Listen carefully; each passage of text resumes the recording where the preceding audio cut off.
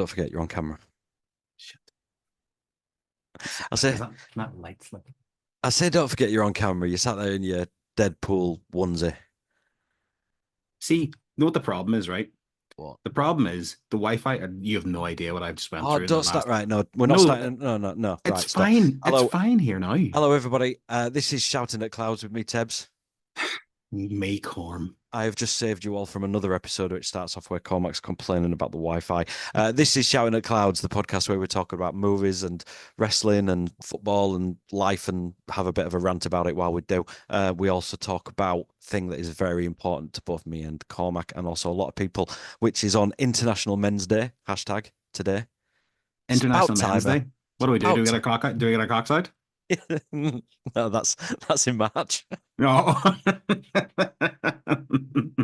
No, it's International Men's Day, and of course, one of the important things is, but it's not about toxic masculinity. It's about men being able to talk and open up and everything like that. And I've said to you on these episodes before we start laying into why we think cinema is dying, which is the episode that this week. I want a mental health check-in with you. Serious time, serious note, Corm. Serious Serious. Cormac. Real talk. Be real with me. How's your Real week been? talk. How's your week been? I've been all right. It's very, very cold. It's getting very, very dark.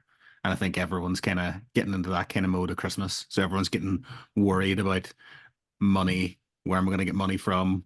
How am I going to keep money? Who am I have to buy in for? Have I got enough for people, especially people with kids? Um, it's a tough time. I'm going to say this, and I say it every year. See if you've got your son or your daughter or your whatever, something nice for Christmas. Keep it to yourself. Don't be fucking posting it up in places. People don't need to see what you've got and how much money you have. Just keep it to your fucking self. They always get to me, and I don't even have kids, but they always get to me on Christmas Day. It's like, oh, look, I couldn't decide whether to get them PS5 or the Xbox, so I got them both. Yeah, Oh, yeah. Go and tell all your school friends. yeah. Look at Bobby's yellow Ferrari outside. Oh, I slaved all year for it. Yeah. But is that, I mean, obviously, that's the thing with you is That's where everything my else. headspace is. That's where my headspace is now. My headspace is I am not worried. I'm not worried. I've never really get that worried about money and stuff like that there because me and we don't really spend that much. Don't really go anywhere, don't really do anything. But it's always in the back of your head. Have you got enough? Have the kids got Mm. enough? Am I gonna be okay this year? Am I gonna be able to do this? Am I gonna be able to do that? And I think a lot of people just stress themselves out this time of year for absolutely no reason. And I get it. I understand it. And you have to throw in everything else on top of that as well. It's the change of the seasons. It's Mm. shorter sunlight day, so people are going to work in the dark and coming home in the dark. So what's that? The sad seasonal affective disorder, isn't that what it's called? Yeah, I get that. Yeah, yeah. I think everyone gets a wee bit of that. But Yeah. yeah, no, I'm all right. I'm okay. What about you? How's your week? Um, I had a pretty bad end of week last week because, well, once over the weekend, I was crossing the road and the guy drove past me and yelled out, "Get out the road, you fat C word." Why? And it's just after I'd just done 3 hours in gym or 2 hours in gym, and I'm trying. I'm But fucking why? trying Why would what because puts it I in don't someone's know. mentality to do that? You know what? If I'm not gonna lie, I've said stuff in my car when the person can't hear me because I'm not going to insult him to he wound his window down to do it anyway, so that kind of got me. The problem with me is I've tried so hard at the minute because I remember last year somebody said to me, "Oh, it must be really tough for you at this time of year." Why? Oh, because you lost your mum. I'm like, it's tough now. Yeah. Thanks. Yeah, Thanks. it's Thanks for tough reminding me. now. And this year I've realized it's going to happen again. So I'm kind of like been fighting myself to be positive and upbeat. And I suffer a lot from what they call grasshopper thinking. Are you familiar with this? No, go. Okay, so I'm at work and I don't get that sale, which means I'm not going to hit target this month, which means I'm not going to be able to pay my rent next month, which means I'm going to get further into debt, so I'm not going to be able to afford Las Vegas properly. And if I can't do that, then I might as well use that money now. And it's like one stupid little thing now escalates and snowballs in my head into a nuclear bomb going off in Yeah. next August. And it's like I can't just fight my way through that. So yeah, but I'm back, and basically one person who I know quite well at work has said, "Don't worry about it until it happens," and it's really difficult to do that when you suffer from anxiety. But yeah, I'm trying to be more like, "Don't worry about it till it happens." I'm a very big proponent of there's no point in worrying about things that you can't control. Mm, I'm trying. I'm a control. I don't know And if you know this. I know how hard that is for you, So, Mister Make a List. and yeah, I make lists. I like making lists. Hey, you know what me and Rachel are like when I come over. People just don't understand. People don't understand that when you do come over, and it drives me up the wall about making Gotta be. lists, and I drive you up the wall because I am spontaneous and I don't really make a list of anything. But yeah, yeah. Well, let me tell you something that has been a big positive of my week, and I don't think I've told you this, have I? Right, I cheated the other night, Friday night. Oh wow, okay. After not, after You had a wank with your left hand I did it indoors this time. and close The your eyes. put on some Barry White. Um, shit. No, right. So I treated myself to a Chinese noodles, bit of duck, love it. Right. It was Friday night. You've earned this, and then I complain why people are calling me. Yeah. Fat. I do the But no, same it's thing. it's noodles and it's I eat noodles a and a whole cheese. pizza. I eat a whole pizza and then I get really guilty about it like 20 minutes later. Oh, why did I do that? Why did I do that? You just catch sight of yourself in a mirror and you're like, you dirty bitch. So anyway, right.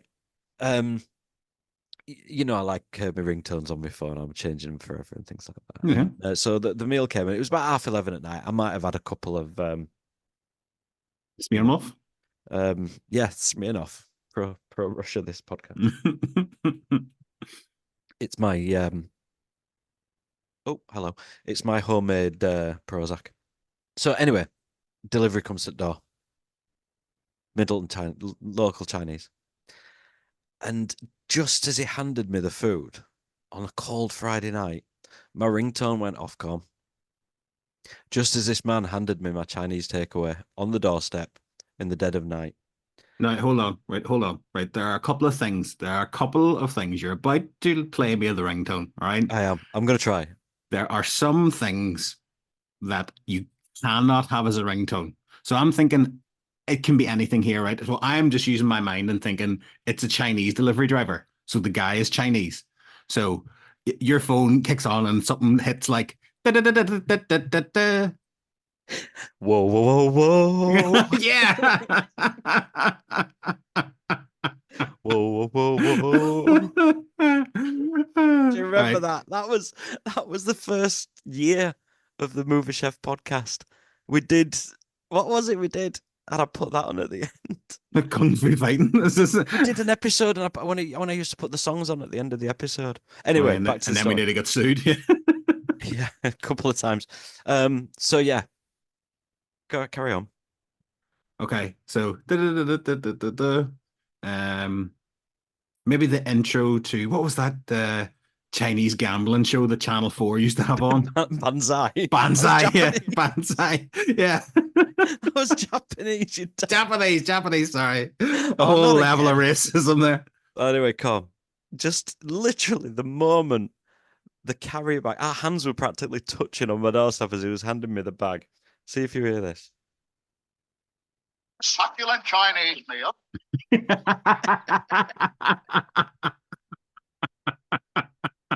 A succulent Chinese. That was what played on my phone. You know, that's that just brings me down another rabbit hole of something that we didn't talk about. Gary Barlow's extraordinarily large child, and somebody mocked up a picture of Gary Barlow's head on that Australian guy. And goes, "What's the charge? Having a giant child, a massive giant child." So anyway, that's one of the positives that happened to me this week. One thing I do need to pick up on as well. Somebody messaged me on Twitter, and I'm not going to say their username because it's kind of rude. But they said I didn't finish the story from last week about the treadmill, and I was telling you one about when I went to the wrestling, Mm-hmm. and um, the amazing parcel company, delivered my new treadmill to my house at 3 in the afternoon. Now, let me give you an idea. In fact, no, the area I live in, Let me give you my address. the area I live in, you don't leave your parcels on your doorstep. And I just got this message through saying, "Oh, you've had a delivery." And I looked, and I'm like, I live next to a main road. That's gone. That's gone. That is grasshopper thinking. There's another thing I've got to deal with. I've got to get But home, to be and they're fair, not going to refund. that's not grasshopper thinking. That's just center of Leeds, by main road in the area you live. Yeah, No, it's no, but definitely it's gone. like, but it's going to be nicked. I'm going to have to complain. It's at Amazon. I won't be able to get hold of anyone. Oh, if I do, they're not going to give me a refund. It's been delivered. I'm going to be out of pocket. I'm going to have to buy another one. What if it happens again? Do you know what I mean? The Yeah, anxiety yeah. kicks in. Anyway, I got home and somebody had moved it behind a bush in my garden. They'd hidden it. Someone. I don't know who it was, but that kind of gave me this sort of belief that there are actually some half decent ones. Some of them humans are actually pretty good. Or somebody was trying to steal it, and someone walked around the corner and they dropped it behind the bush And ran off. and ran like fuck. Yeah. So yeah, pretty good. Yeah, that made me feel good, to be honest. Quick email before we get into talking of the week. Daz from Crawley says, love the new logo. Have a look for us at tebbsandcorm on Twitter, new Twitter handle at tebbsandcorm. You can find us on YouTube as well. I think that's at Shouting at Clouds. Yeah. Or Blue Shout Sky as well. Clouds. We've moved over to Blue Sky, so shouting We're at on Blue clouds on Blue Sky. Sky. Yeah, Shouting at Clouds. Have a look for Shouting at Clouds, Tebbs and Corm. You'll find us. It says, are we going to be getting a new theme tune to the podcast? Love the harmonica. Well, you're in luck, Daz. Com, you don't know anything about this, do you? I do know, but I haven't heard. I've heard the Sorry, you haven't. tales. Yeah, I haven't included you in this process, No, have I? not at all. Not at all. I So did tell you on, this. I did tell you the story about my brother creating a song called "Butt Crimes." yes, you did. Yeah. You offered that. I'll be honest. At that point, I decided that this was going to be more of a solo project. Yeah. Yeah. For Yeah. the executive producer of Shouting at Clouds. You're taking a back seat. So it's not ready yet. It's like a souffle in the oven. I'm just waiting for it to be perfect. Yeah, I'll Double tell you harmonica. double harmonic.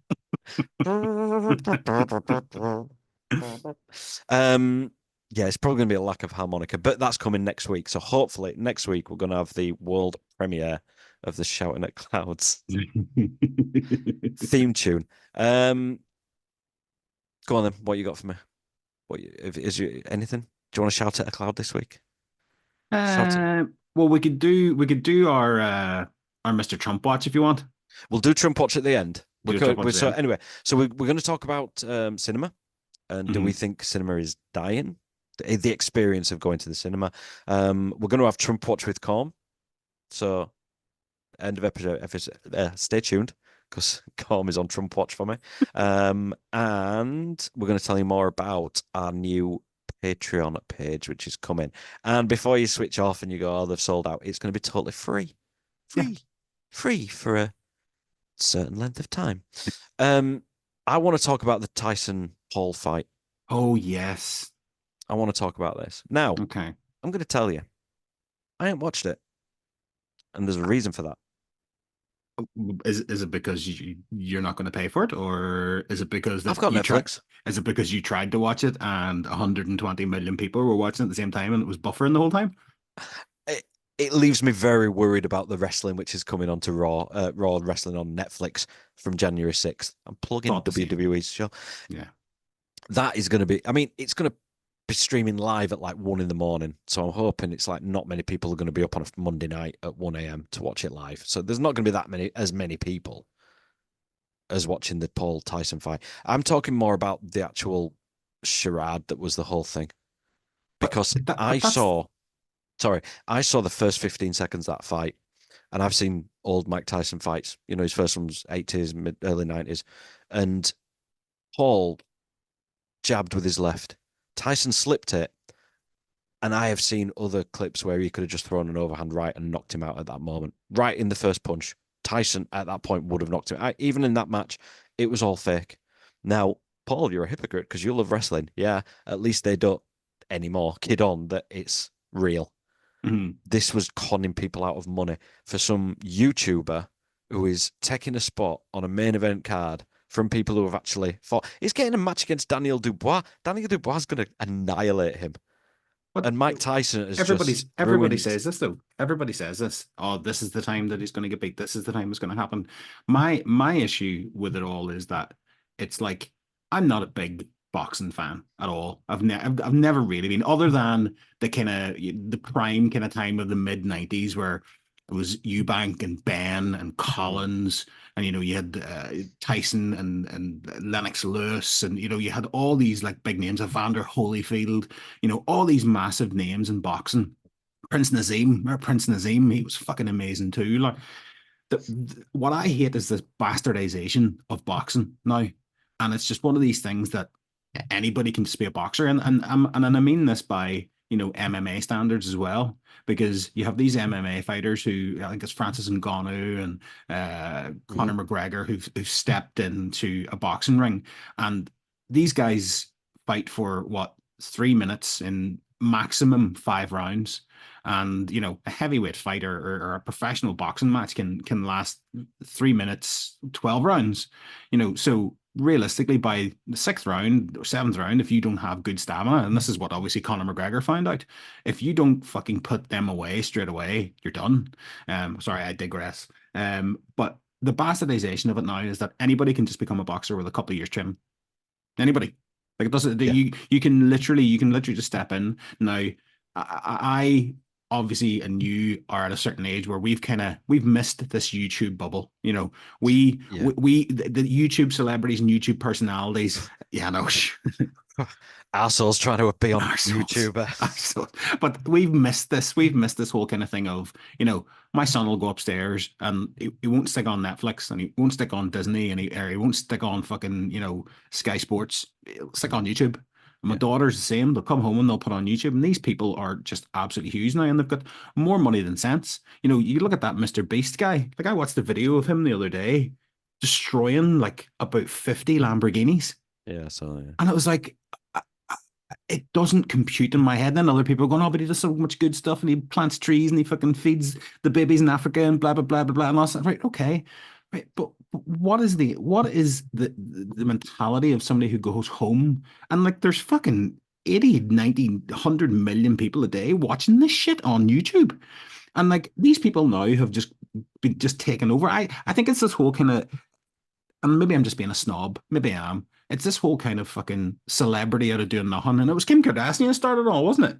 Like, she took it up the ass and she became a celebrity.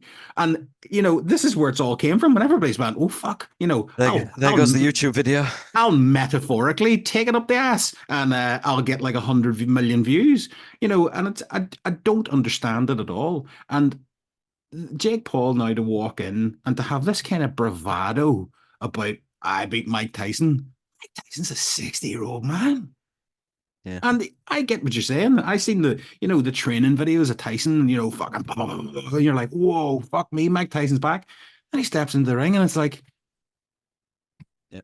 What? I think I read he landed 18 punches. Something like that, yeah. Like, are you fucking having a laugh? I could fucking step into the ring and give Jake Paul 18 fucking punches. There was all sorts about the rules for the fight, and there was a no knockout clause apparently, and all sorts of bullshit. And it's like, if you want to be a fighter, you want to be a boxer, go be a boxer.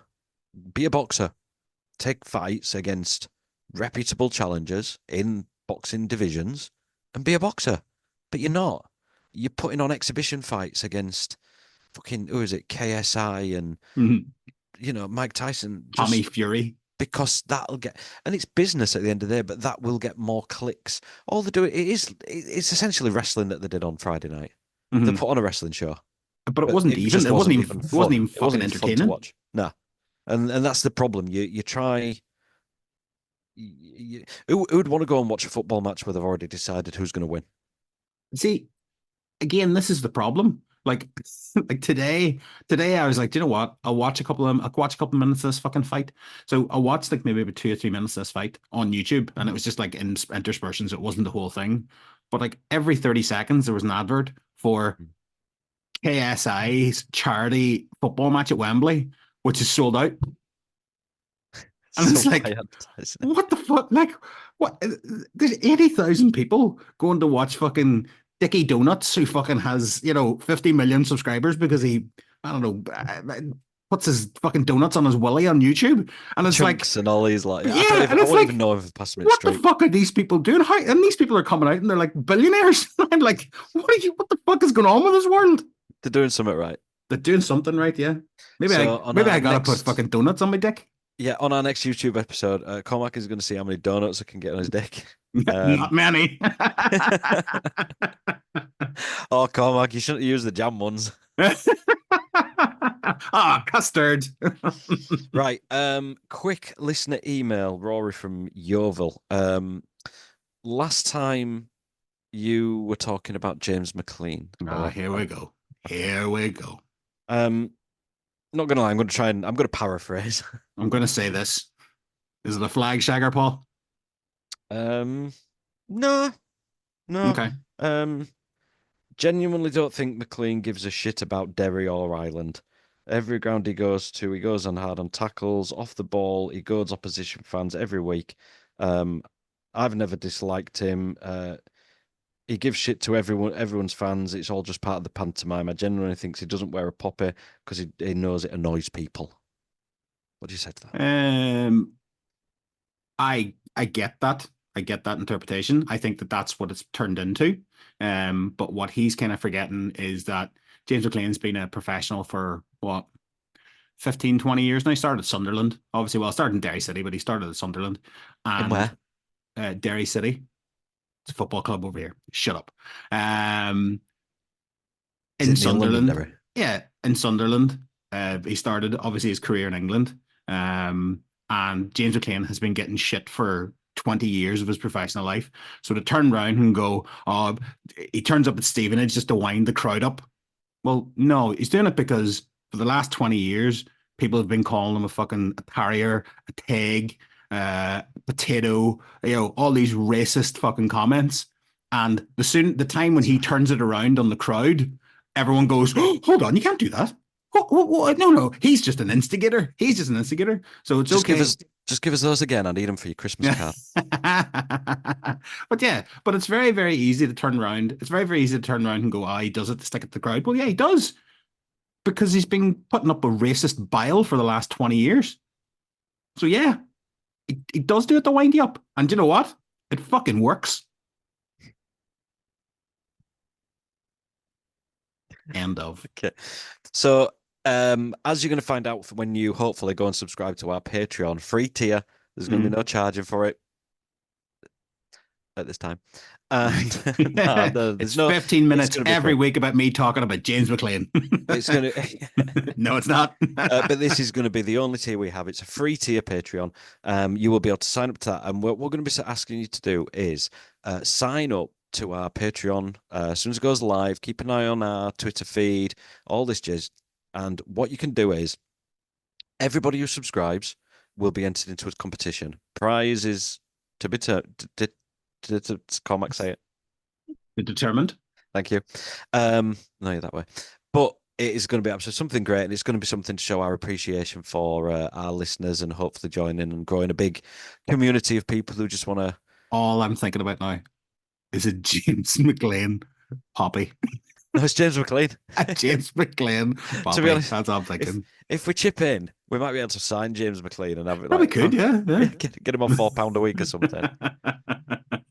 Right, so keep an eye on that, everyone. And like I say, head over to YouTube. So the reason I'm telling you about Patreon is because every week, and you'll be able to subscribe to this very soon, we're going to be doing a short 15-minute bonus episode, which you'll only be able to hear on Patreon. And it's going to be led by... Me. Fuck me. Right. It's going to be led by Lurch over there. And during these episodes, you hear an awful lot of me fucking ranting away and chatting away, and Cormac sort of tries to find his moment to talk and then just goes for it. Yeah. So you're going to be here, Tom, and the first episode is going to be about what the state of football is, and that's soccer. It's going to be about that, but it's not going to be about that every week. Obviously, I could talk the fucking hind legs off a donkey about true. Football. This week I'm going to take two subjects. Number one, I'm going to take on the Manchester City 115 charges. We're going to talk about international football. Okay. Yeah. So get over there, have a listen to that when it goes live. Keep an eye on Twitter at tebbsandcorm. And yeah, let's have some fun. So this week, bulk of the conversation is going to be about our cinema. I first put it to you that it was going to be our cinemas dying.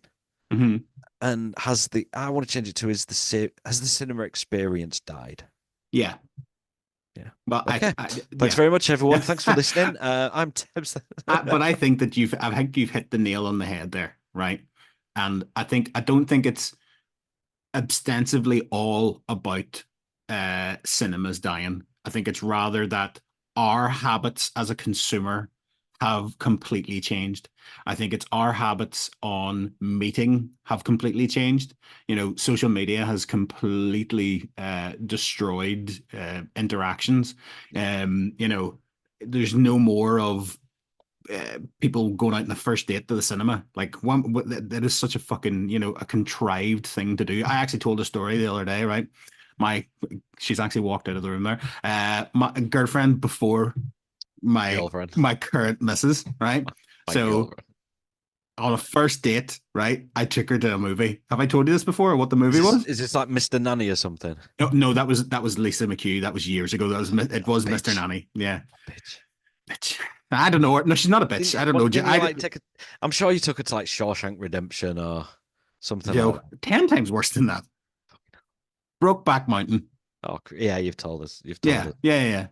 But that whole kind of like first date experience, I don't think that kind of stuff happens anymore.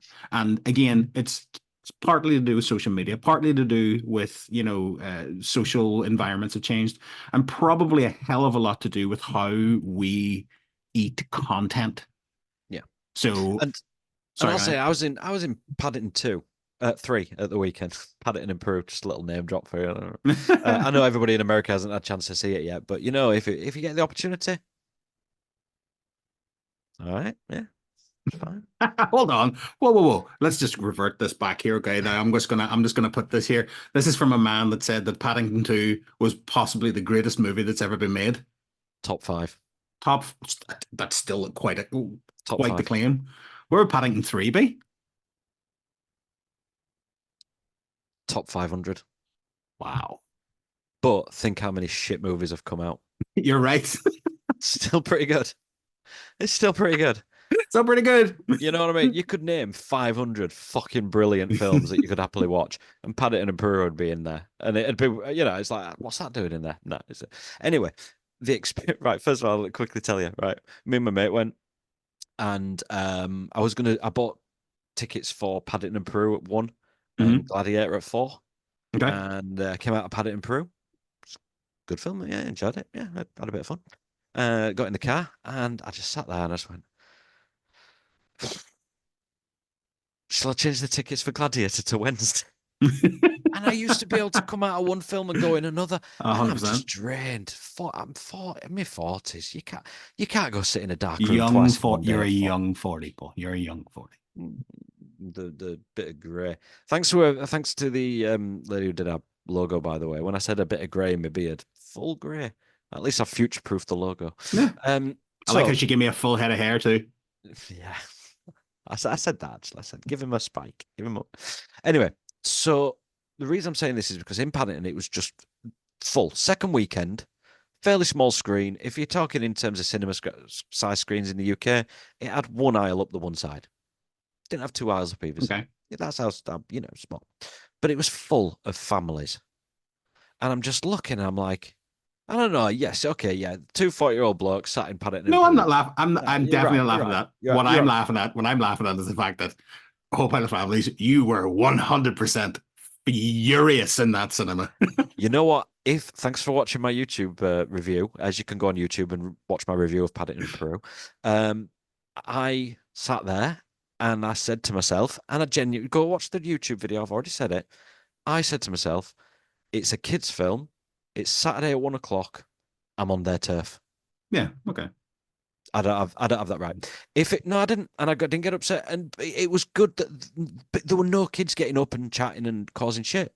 They were laughing at the moments. There were a few, screams, and because they were scared about certain bits. And there were one lass next to me who kept getting up every now and then, and Mum kept telling her to sit down, but she said she was scared. It was like they were loving the experience of cinema. Mhm. And then I looked and I went, well, there's 10 quid for Mum, 20, 30, 40, 50. A family of 5.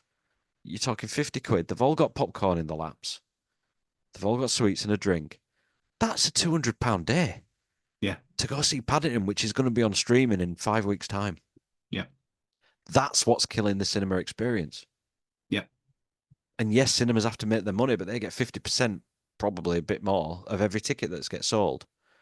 And that's why they never want to lower the ticket prices, because they're reducing their cut. They want to keep the ticket price as it is and absolutely rinse people on the concession stands because they get all of that.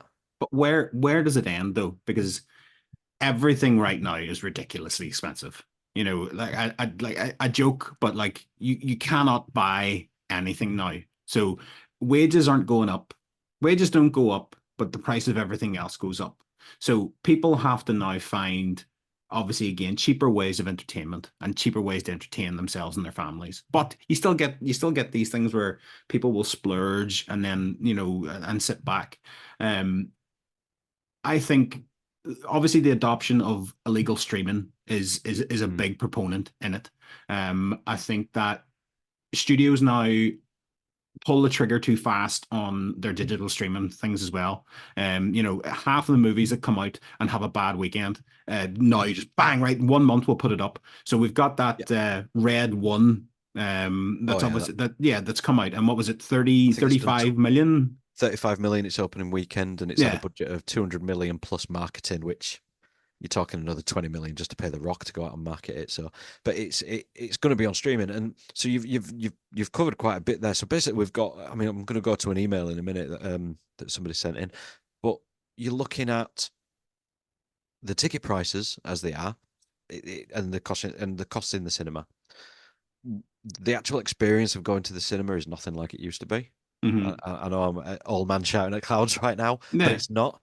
It's not how it used to be. The experience. I used to get ice creams walking up and down the aisles. Concession half-time interval. The Rex Cinema in Elland, West Yorkshire, still has concessions, and I'm going to be going one night.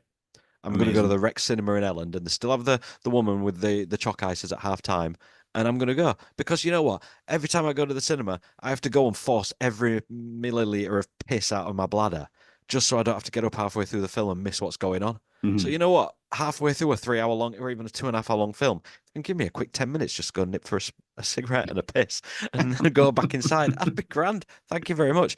But there's another thing about cinemas and screenings that I want to talk about that that View are doing. But you said about streaming, illegal streaming is forcing them to put it on regular streaming. That's diluting the money that's coming into the cinema, because I'm at that stage now with films at the cinema where I'm looking at Gladiator 2, Paddington and Peru. They're two that I was like, yeah, I'm waiting for those. Yeah. Wicked, no, that's just not me. But a film that comes out where I'm like, is it going to be a bag of shit?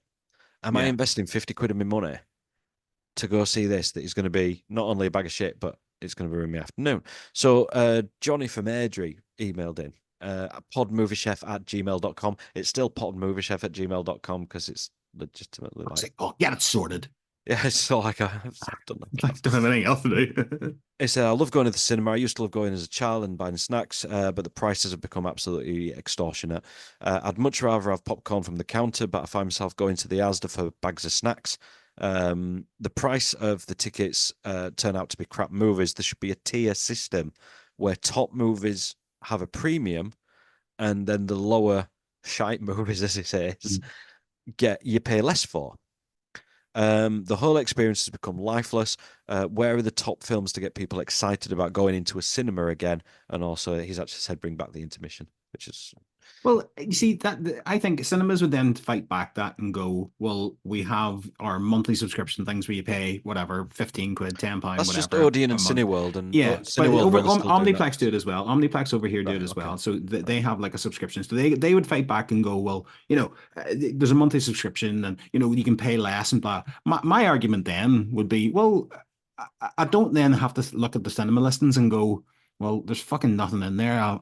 I'll go see fucking Charlie Brown's Christmas again, like, or I'll go see fucking, this piece of shit that, Choice isn't there. yeah, the choice is not there, and there's nothing in the cinema that's good enough. So when you combine the fact that it's too dear, when there's nothing like one of the main reasons why me and you kind of started getting a wee bit disillusioned with the movie chef podcast was simply Yeah. because there was fuck all coming out. Yeah. And there was nothing for us to talk about. But it's like you could say, oh yeah, there is absolutely films coming out. Well, Or there seems to be an endless stream of horror. When was the last good comedy come out? Yeah. A good old fashioned comedy.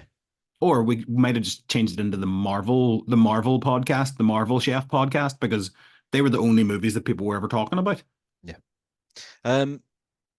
We started this, I know we keep saying this, but we started this in COVID, right? In give you a comparison in terms of ticket sales and box office worldwide. I think this is just America I've got here. Yeah, this is America. So 2019, 1.2 billion tickets sold, 11 billion something at the box office, right? 2020, 220,000 tickets. 2021, 440,000. Sorry, it's worldwide. I'm way too. It's okay. 444 million. But anyway, the ticket sales are gradually increasing. And at this minute, last year it was 828 million, nearly 829 million tickets sold. This year we're up to 756 million already. So the box office is coming back. People are coming back, and there's more and more people going to the cinema. But we are still nowhere near. Even last year at 828 million, that number, even going back to 1995, it was like 1.2 billion. It's constantly billions of tickets sold, and we haven't broken that since COVID. Now, what cinemas are having to do is, you're absolutely right, they're diversifying what they do. You said yourself there about the subscription cards and things like that. I had them, and I was one of the probably reasons why Cineworld got in trouble, because I cancelled mine at COVID. No need for it. But I haven't signed up to it again. Now, View, I know that is probably my favourite cinema. I've been to Odeon in Trafford Centre in Manchester. It was shit. Cineworld, they've done all the refurbs and stuff, but it's just not comfortable. View is all around great. And what View have been doing is they're trying to basically be more efficient. So they're using AI to analyze spending patterns of customers who are watching films and where, and then being able to offer certain content. So what they're doing is they're being able to fit a whole lot more choice of films into their days. They're using AI to pick when the busy times are for certain films and where people are booking. They can have a look at what their demographic is. Is it two adults? Is it families? Is it certain people? They also use AI to look at the local vicinity. So they said here as an example is, if there's an area with a large Turkish community, they put the Turkish films on for people, large Indian communities in certain areas, and so on. So they're saying about 46% of the films that they do, 46% of the movies they show is in a foreign language. And they're not number one in Europe in terms of ticket sales and in terms of revenue, but in terms of ticket sales and filling up screens, they're getting there. Now, they've put on a whole lot more screenings during the day, and their occupancy is 22%. But he's saying that just means there's an opportunity to fill the screens up. And every time I go to book at the View for the decent times, they're full. They're doing something right in terms of making the films more accessible at the right times, more choice. I love that they're doing sort of more concerts. The View are also doing, and we're not sponsored by the View, but they're doing a lot more stuff like showing Terminator 2, showing RoboCop, showing Godfather 1, 2, and 3, one after the other. It's putting more on and giving more choice for people to go. You don't want to go to a cinema where they've got 3 screens all filled with the Star Wars film. If you're going to make 200 quid off showing RoboCop, put it on. So they're using AI to actually make the screenings more efficient, and it makes them be able to fill more screens. But is that actually improving cinema? I get it. I get the need. I get the need for companies and corporations to make money. I understand that completely. And it has to be like a symbiotic circle. If people are making movies and they're putting them in cinemas and people are sitting down and watching them eating popcorn and they're making money and everyone's kind of happy and all that round. But I get it that putting arses in seats, filling up cinemas with with classic movies, the original Star Wars, blah blah whatever. But is that going to make people go watch Kevin Costner's Horizon? No. And this is where it comes in terms of the quality. So the experience is no longer what it was, but the cinemas are trying the best to make sure that product, their product, which is screenings, it's showings, it's making films accessible for people at the right times. It's it's diversifying what they do. Mhm. But the films that they do put on, you've got to admit this year there have been a lot of flops. And it still has to be a Yeah, critically acclaimed film to fill it up 2, 3 nights a week. yeah. But What what's the answer? Well, what's the answer then? Well, I think the spending is a lot of people are saying you shouldn't be spending 200 million on Red One to Yeah, release it at the cinema when it's going to flop. That Red One, I always thought that was going to be a Netflix film. It just said it 100%. Yeah, screams Netflix. yeah. I thought it was Netflix, and let's be brutally honest. It's going to be the exact same as Joker 2. Me and you spoke about Joker 2 and went, well, where the hell did this 200 million budget go? And then we realized that the director got 20 million, Joaquin Phoenix got 20 million, Gaga got 20 million. You're like, right, okay, well that's 60 fucking million off the top anyway. And I would pretty much say that Red One is. I think I read that the budget was 250. I think that's what I read. Yeah, What the budget was. something like that. Yeah. I can guarantee you that 50 million of that was The Rock's. I can Oh yeah. guarantee you Yeah. that 20 to 30 million of that was Evans. Yeah. So you're Yeah. probably talking 80, between 50 and 80 million of that movie's budget were them two guys. And they were obviously banking on Dwayne Johnson being on the headline and making the money. And let's be honest, it's bankable. But I think Well, go on, carry on. but I think the biggest Dwayne Johnson movies haven't come out with like astronomical budgets like that. And I don't get why they would sit there and think, right, this is a great idea for a movie. And as you say, it genuinely looks like a Netflix movie. Yeah. And this is where I'm getting conflict because a lot of people are saying you maybe shouldn't be spending 200 million on films like this. I absolutely agree. Yeah. But they've stopped doing that and they're probably spending more like 100 million now on a film for Netflix or Amazon Prime. You don't have to market it. All you have to do is change an icon on Netflix to say coming soon and send an email out. Bit of marketing, but there's no TV. You don't get TV trailers for films that are on Netflix this week because you've got Netflix, Mhm. and you've now got this middle ground where imagine if you had 50 million quid to invest in a film, and you had the opportunity to either say, right, I'm going to invest it in these two films over here, sell them to Netflix for 100 million, I'd double my money. Or do I put 50 million into a film that we're going to put into a cinema? And if one social media campaign goes against us because the actress decided to have a go at the fans for a reason, or they decide to go along some agenda that a bulk of, let's say, a lot of the fans don't like. Mhm. I'm talking woke, and I'm not doing that this week. But this is what I Or mean. or people just don't want to go see it. Or people just don't want to see your film. Would you take a 50 million bet at a roulette wheel in a casino? Hell no. Or Hell would no. you go for the 50-50? Well, it's not even a 50-50. Yeah. If I put my money into that film, Netflix are lined up to buy it. They Yeah. just need somebody to put the money in to make it, and they'll buy it off you for double. But I mean, you look at it as well that like Dev Patel made that Monkey Man, and like I watched it, thoroughly enjoyed it, thoroughly enjoyed it. Loved it. Um, Loved I, it. I bought it. I bought it on Amazon Prime, and if I'd have known it was such a good movie, I would have went to go to see it in the cinema. But it's one of the biggest flops of the year because nobody went to see it. No. So what? So what is it? What is the fucking magic formula? And I genuinely believe you hit the nail on the head right at the start. It's the fucking finances. It's the money. It's how much it costs. Well, do you know what? Do you know what's hit the nail on the head this year? Deadpool, Yeah, Wolverine, Marvel. yeah. I think Superman's got a lot to do next year. I think it Superman's has a got lot to do. Yeah. So just quickly going back, Rock the Dwayne Johnson, right? Hmm. Let's just go back and have a look over the last couple of years. I'm going to talk worldwide box office now. Okay. Okay, Black Adam, 390 million. that's not good. DC League of Super Pets, who was only doing a voice, 203 million. Free Guy, 323 million.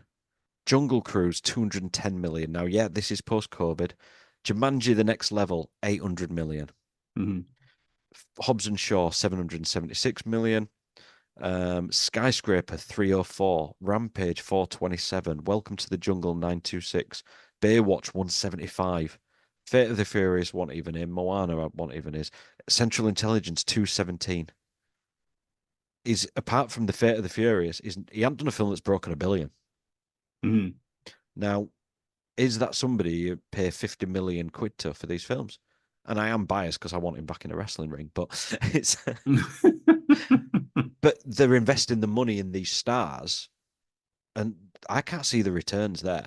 There must be something else that they see that we can't. But The Rock is not the box office draw that it was. It's they've been flops. Red won 84 million, and his next film is Moana 2. See, that's a given though. That a given that Moana will be big. There's Yeah. not. There's. I genuinely, I just don't know. I don't know what the answer is. You know, because you think there's so many things you can think about. You know, do we have any movie stars anymore? You know, 10 years ago, I would have said, yeah, we have lots of movie stars. Yeah. The Rock would have been one of them. You know, you just read off a whole pile of numbers there, right? And it surprised me how low some of those were. And I always remember reading this thing in the late 2010s or maybe early 2010s, and it was to do with the most bankable star.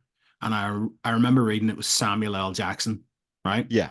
And I was like, wow, fuck, Samuel L. Jackson his movies must be making a whole pile of money. And then I actually looked into it, and it was simply because Samuel L. Jackson was in like fucking 40 movies between like 2000 and 2015. And I was like, well, yeah, But that's why he's a bankable star. yeah, And it's like they it, count him for like his money for Jurassic Park, yeah, Star Wars. It's like yeah. And it was like the money that the Rock or the Rock's probably saying that he's the most bankable star. Well, it's because he puts his name to an awful lot of stuff, and some of it hits, but most of it doesn't.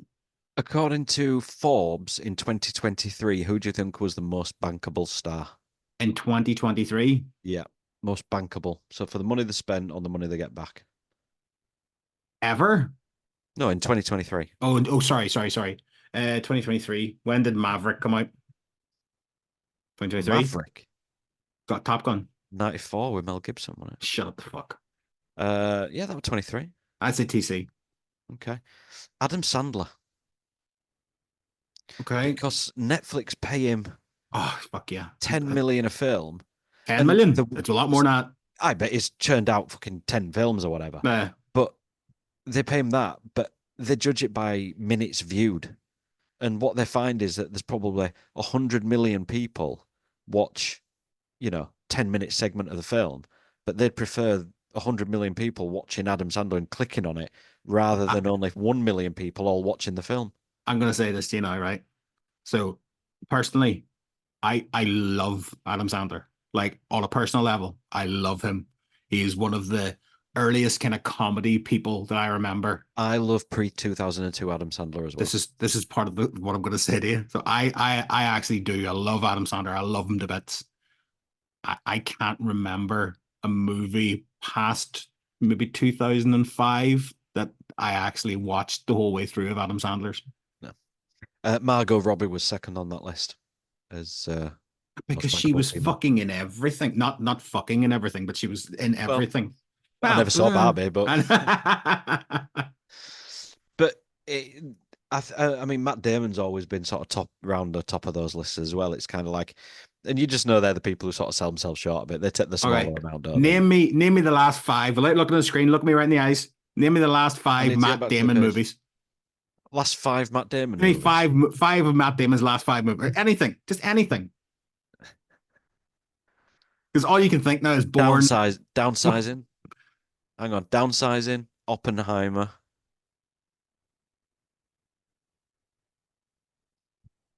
I'm gonna go Deadpool 2, even though it was an uncredited cameo. Yeah, see? Right, hang on. There's no movie stars anymore. You asked me that question in 1994 and change Matt Damon for Arnold Schwarzenegger, I'm fucking rolling off 15 movies and going hit, hit, hit, hit. Okay, last 5 movies of Matt Damon. I Bought a Zoo. Is that fucking one of them? a shite movie and a shite name for a fucking movie. The Instigators, If, the imaginary thing, That's not. Oppenheimer, Air. What's Thought Air? Air, the one that about the Nike Air Jordans, where Ben Affleck and Matt Damon invented Nike Air Let's Jordans. make a movie about Wi-Fi. How was Wi-Fi created? It was in Thor: Love and Thunder. Ford versus Ferrari was about 10. Yeah. It's done a bit. It's done Oppenheimer as well. It did Oppenheimer. So none of those movies were Matt Damon vehicles, though. None of them. He was in them, but they're not. There's nobody going to. There's nobody going to see fucking Oppenheimer going, I can't fucking wait to see Damon. I can't wait to see what he does with the general. I can't wait. I'm really shitting on Matt Damon here. I'm really shitting Matt Damon movie menu. I'm really shitting on Matt Damon here. I really don't mean to. Do you know what? Personally, I think he's a nice guy. He lived in Dalkey and down south during the COVID. Yeah. I thought there's always an Irish connection, isn't there? Yeah, there's always an Irish. We don't have much. His mother's brother's ma once said you stole it all from us. Fuck off, you ungrateful bastards. We gave you everything. We gave you James McClane, and you've done nothing but shit on him. Can I have him back? You fucking take him back. So, I mean, look, I'm going to talk about. So, I said about going to see Paddington recently. Venom 3. This is another thing I wanted to bring up. Right, I went to see Venom: The Last Dance, and we wouldn't have even got an episode out of it. We want to go. We want. Yeah. But it's that whole kind of thing of we were starting to look at movies and we were starting to watch movies and we were going to see movies and we were just fucking complaining about them for an hour. Well, this is the thing, right? Venom: The Last Dance was rated 15 by the BBFC in the UK, and it was for 1 second. Mild spoilers coming up for Venom: The Last Dance, but after this, Mambo, strong violence and language. 4 out of 5 language, mild threat and horror language, 3 on injury detail, and a bit of rude humor. The reason why they gave this a 15 certificate is because a couple of times people have their heads bitten off. There is strong use of language, including motherfucker. And Michelle Williams showed her fanny. No, she didn't. She wasn't in it. And milder terms, including dick, bitch. I'm just reading the BBFC website right now. Slut. He actually goes to the BBFC website before they go to a movie, right? They go, right, okay. Shit's okay. Motherfucker, I'll cover Bobby's ears for that. Wait a Asshole, minute. piss, hell, freaking god and damn. Anyway, and one man urinates on another man's feet. Anyway, the point is, I read. Let me guess. Stingray? Was it like jellyfish? What? Was it a jellyfish joke? One man pisses on another man's feet? No. A man pisses on another man's feet in the film.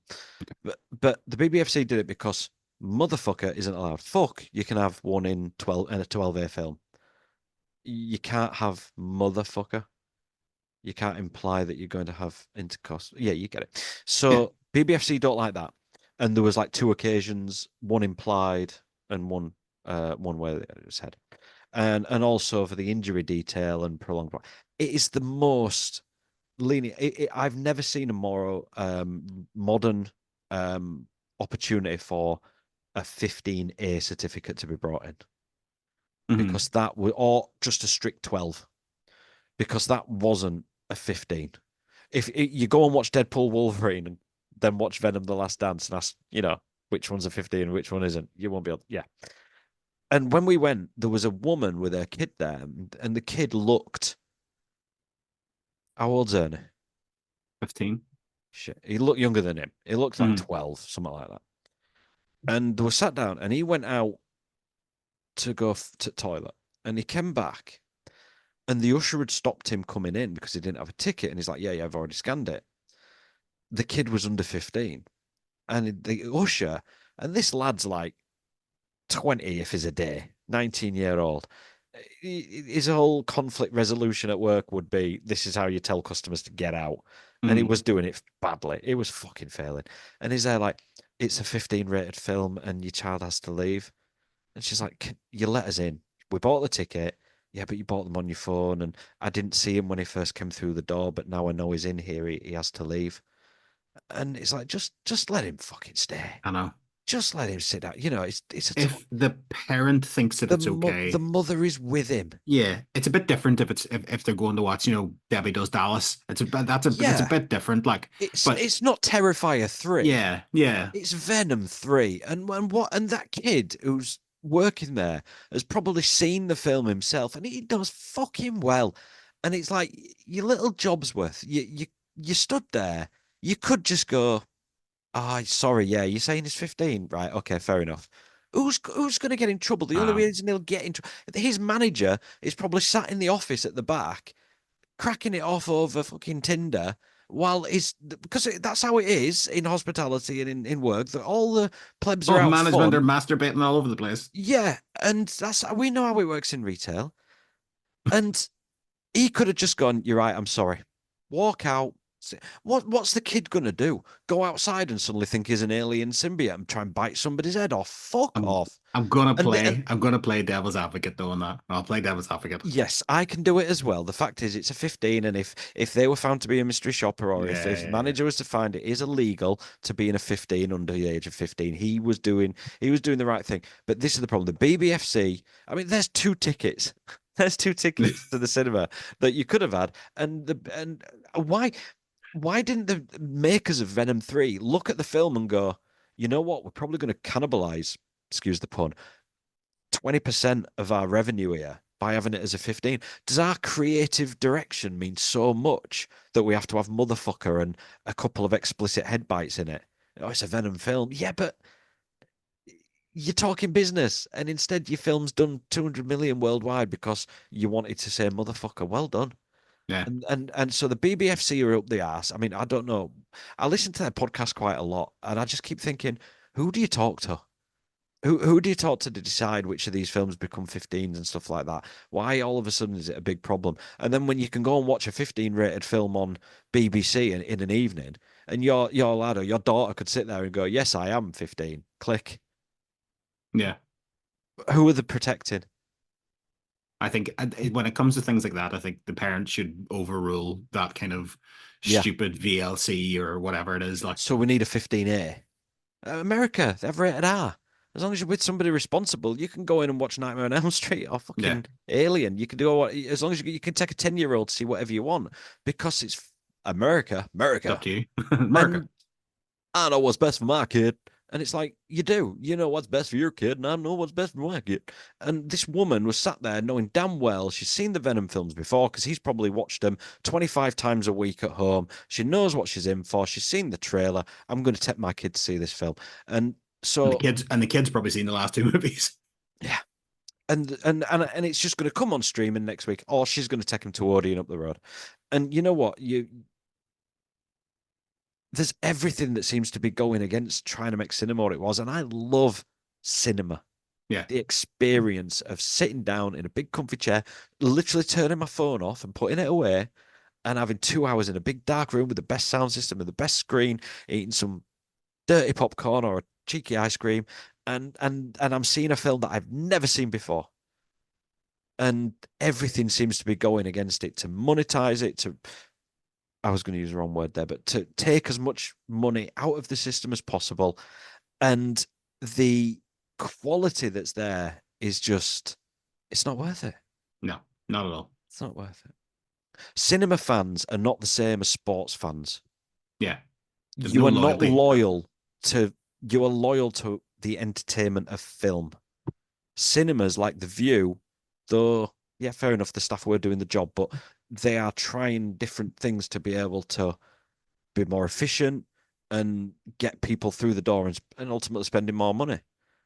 I appreciate that. They're putting extra choice on, but that choice should be coming from Hollywood that are making better films to put at the cinema rather than digging back into the back catalogue to go, Yeah. oh, what's lying around this week on the DVD bin?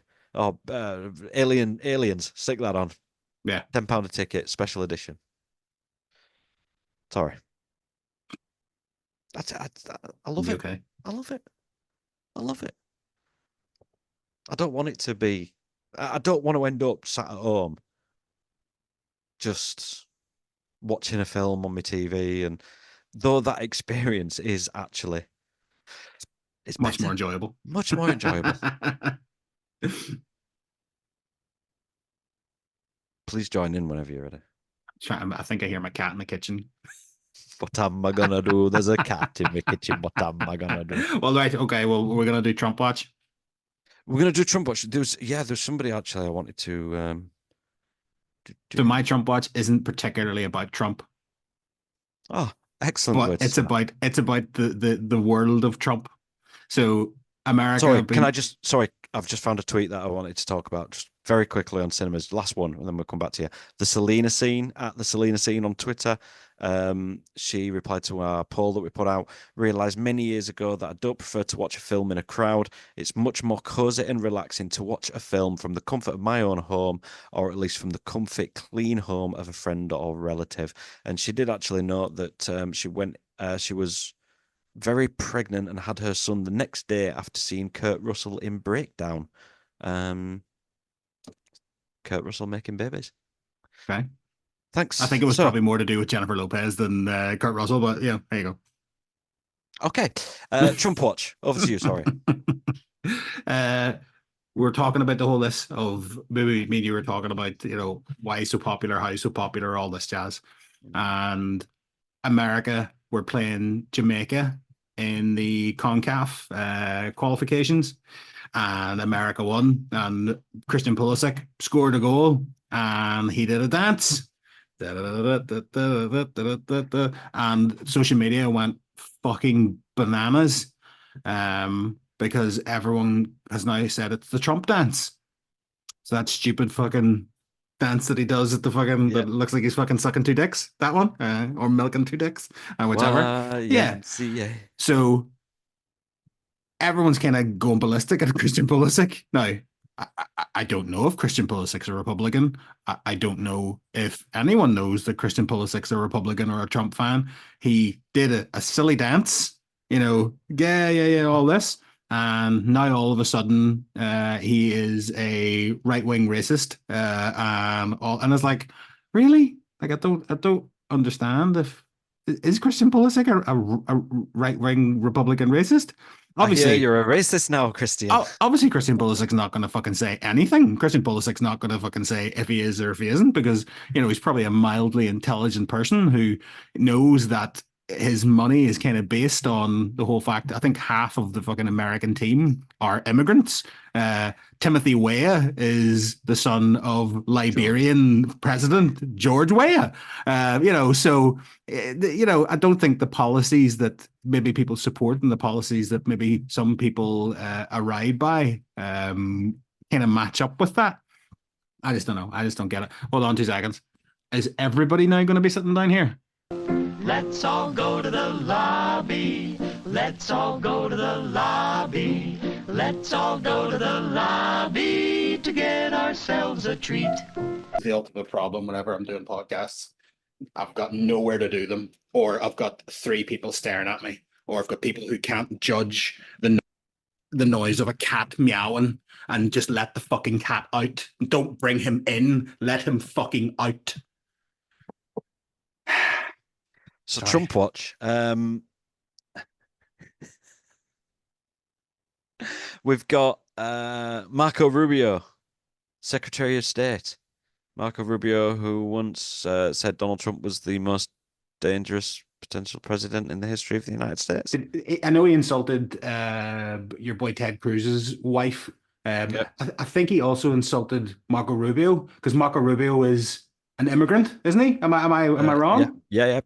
And much. Ted Cruz's father was Mexican. Yeah.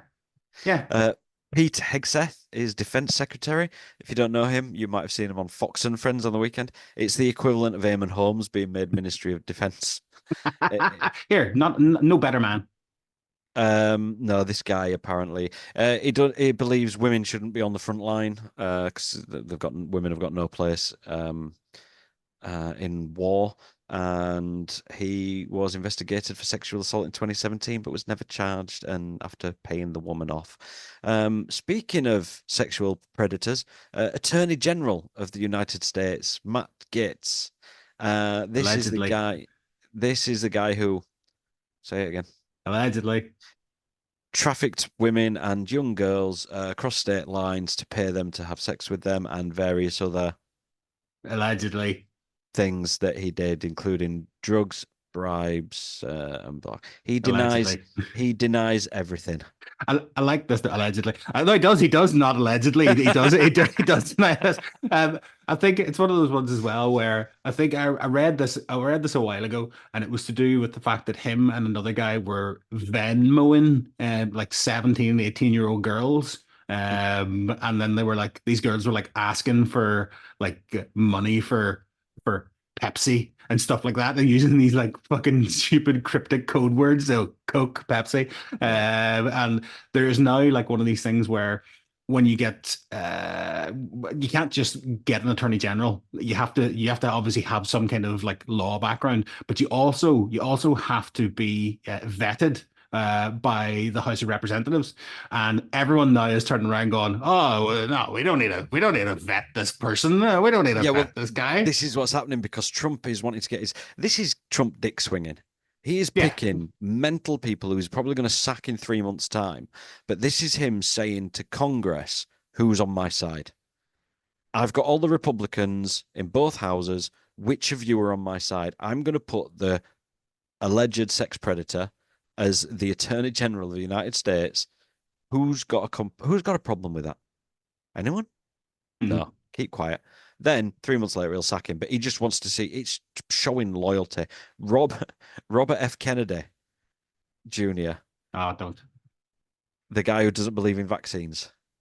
There's a great podcast, and I've mentioned it a few times, called Behind the Bastards, Robert Evans, and they've done a 3-episode series on Robert Kennedy Jr. And I promise you, it's worth the listen. Like I swear, I promise, worth the listen. He thinks fluoride in water is dangerous, so we're going to have Americans with terrible teeth soon. And so he's. I saw somebody with post a little TikTok. It said Robert F. Kennedy gets sworn in, and it was just the thing from Grand Theft Auto San Andreas, and above it said the CIA, and it was just him going, "Ah, shit, here we go again." Well, did you see the picture of the McDonald's on the plane with Elon Musk? Oh yeah. Yeah. Kristi Noem, Homeland Security. She's in charge of a $62 billion budget, and I don't know who she is, but crikey. Sean Duffy, and his campaign manager has been made chief of staff. So apparently she's a bit of a Rottweiler or whatever. But he wants to wait for. He's basically saying, "I'm going to get my picks through Congress as a show of loyalty, and if they're not going to approve them, he wants to change the rules to allow him to appoint somebody when Congress is in recess. So he's going to say, if you're not going to appoint them, go to recess, go step away, and then I'll appoint them myself. But I know who I can trust in my team." And it's all starting. It's going to be hilarious. Yeah. Trump watch every episode. Trump, we're going to keep you up to date because you're not going to hear it anywhere else. Right. So please go and subscribe. Follow us on Twitter at tebbsandcorm. Email us podmoviechef@gmail.com. You can see on YouTube as well, Shouting at Clouds, Tebbs and Corm. I can't remember. I've tried searching for it and it doesn't show up at the minute, so I might. I won't have to walk out of the room either. So you're going to see a crazy edit as well of me just walking. No. There'll be something classy in there. There'll be a little classy. It's probably going to be. Yeah, actually, I'll do that. So, but if you're watching this, you've already seen that, and that's where I got the idea from. Okay, come on, make us laugh before I go. I've walked out without my phone. I had a great joke. Right, hold on. I'm going to see if I can remember it right. So, Guy goes to a psychiatrist, right? And the psychiatrist goes, "We're gonna play this little game. I'm gonna show you a whole pile of pictures, and you're gonna tell me what it reminds you of." The guy goes, "Okay, right." So shows him a picture of a car. And the guy goes, "That's a woman getting fucked." He goes, "Okay." So he shows him a picture of a house. So that's another woman getting fucked there. That's right, okay. Takes that, shows him a picture of a tree. Oh, oh, that's another woman getting fucked there. He goes, "Listen, Mr. Johnson, I know what your problem is." He goes, "You got sex on the brain." He goes, "You're the fucker show me all these dirty pictures."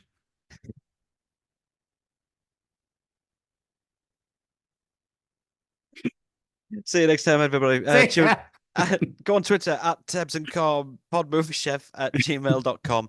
Have a look for us on YouTube, and very soon we'll be doing Patreon. Thanks, everybody. Bye-bye. Bye.